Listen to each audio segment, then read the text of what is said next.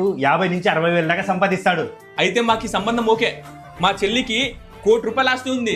ఎవరైతే పెళ్లి చేసుకుంటారో ఆ డబ్బులంతా వాళ్ళకే. లడ్డు కావాలా నాయనా?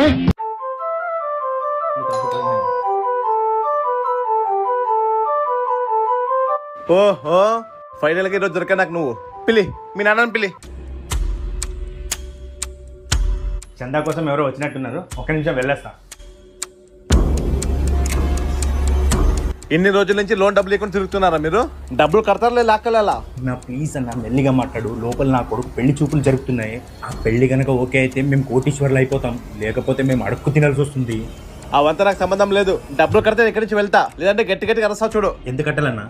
₹1,00,000 తీసుకోండి, మీరు ముందు వెళ్ళిపోండి. వెళ్తా.